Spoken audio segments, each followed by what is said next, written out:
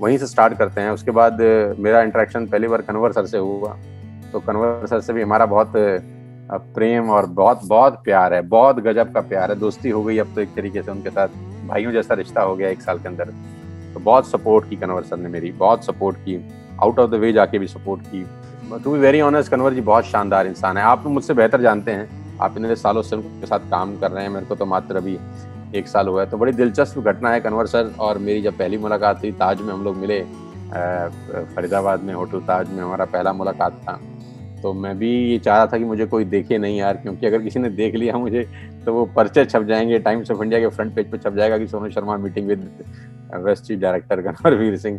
तो दिलचस्प घटना बहुत ही है कि कन्वर जी रूम बुक करते थे और कन्वर जी पहले जाते थे, मैं बाद में जाता था, ताकि कोई देख ना ले यार हमको साथ जाते हुए। तो मैं रिसेप्शन पे जाता था, मैं उनसे पूछता था, I want to meet mister Kanwar Veer Singh.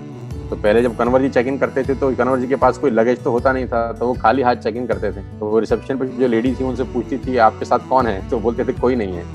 तो वो बोलती थी आपका लगेज कहाँ है, तो बोलते थे मेरे पास तो लगेज भी कोई नहीं है। तो वो चेक इन करते थे। थोड़ी देर के बाद मैं जाता था रिसेप्शन पे, तो मैं बोलता था I want to meet mister Kanwar Veer Singh which is his room number. तो मुझे रूम नंबर बताती थी, बोले आप जा रहे हैं, आपका लगेज कहाँ है, तो मैं बोलता था हमारा भी लगेज नहीं है। तो बोलते थे आपको रूम कितने घंटे के लिए चाहिए, हम बोलते थे ओनली फॉर 2 आवर्स।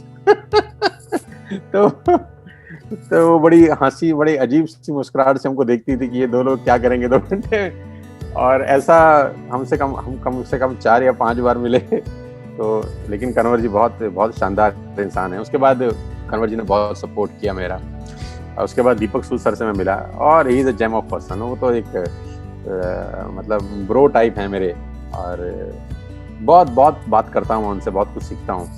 और he is a very very good human being, very very good human being. Last RTP उन्होंने मेरे साथ ही किया था लॉकडाउन से पहले। लास्ट आरटीपी जो मेरा था 6, 7 और 8 मार्च का, मेरा और उनका लास्ट आरटीपी एक साथ ही था। उसके बाद उन्होंने भी आरटीपी नहीं किया कोई। हम लोग ट्रेनिंग प्रोग्राम जो बाहर करते हैं, रेजिडेंशियल ट्रेनिंग प्रोग्राम, उसके बाद लॉकडाउन हो गया था। वो 6, 7, 8 मार्च को, 6 मार्च को मेरे साथ ही थे नैनीताल जिम कॉर्बेट पार्क में। तो वो बहुत शानदार इंसान है, उनसे बहुत बात होती है मेरी। अभी मैं ऑफिस गया था 7-8 दिन पहले, तो कम से कम 3-4 घंटे हम लोग साथ में बैठे और डिस्कस कर रहे थे कि आगे और क्या क्या करना है, क्या क्या गाइड है, क्या क्या सजेशंस हैं। तो मैंने अपनी तरफ से भी कुछ सजेशंस दिए कि ऐसा ऐसा और कर देंगे तो और अच्छा हो जाएगा। सो अच्छा तो ये लगा कि मैनेजमेंट बहुत सॉलिड है, इंफ्रास्ट्रक्चर बहुत शानदार है, कंपनी का सपोर्ट सिस्टम बहुत बेहतर है, और सब लोग एक फ्रेंडली एटमॉस्फेयर के अंदर बिजनेस को बिल्ड कर रहे हैं। और यहाँ पर सबसे अच्छी चीज़ संजय जी इसके अलावा मुझे ये लगी कि यहाँ पर जो क्रॉस लाइन भी है, जो पैरेलल लाइन भी है, वो भी भाइयों की तरह एक प्यार मोहब्बत में बिजनेस को बिल्ड कर रहे हैं। कंपटीशन ज़रूर है, हेल्दी कंपटीशन ज़रूर है, लेकिन वो वैसी कहानी नहीं है जैसे नेटवर्क मार्केटिंग में होती है। मैं 20 साल से कर रहा हूँ, आप भी बहुत साल से कर रहे हैं, आप जानते होंगे। प्यार है आपस में, अगर कोई लाइन पैरेलल भी है तो उनका आपस में बहुत प्यार है, उनका संबंध बहुत अच्छा है, एक दूसरे का रिगार्ड है, एक दूसरे का रिस्पेक्ट है, एक दूसरे के अचीवमेंट्स को प्रेज करते हैं लोग यहाँ पर। तो ये सबसे अच्छा लगा मुझे वेस्टेज परिवार के अंदर। अच्छा तो बहुत कुछ है, मतलब अच्छा की तो सीमा ही नहीं है, इतना कुछ अच्छा है यहाँ पर बताने के लिए। और सबसे बढ़िया बात तो ये है कि यहाँ पर एक स्टेबल इनकम है। जो इनकम वेस्टेज की है वो स्टेबल इनकम है, और अगर आप एक बार 3 साल 4 साल 5 साल मेहनत करके एक नींव मजबूत कर देते हैं तो उसके बाद आपको एक स्टेबल इनकम आती है। जैसा कि मैम ने बताया, अंशु जी ने, कि उनके साथ जो ट्रेजेडी हुई उसके बाद आज 80,000 के चेक के बाद वो 3.5 लाख के चेक पे पहुंच गई।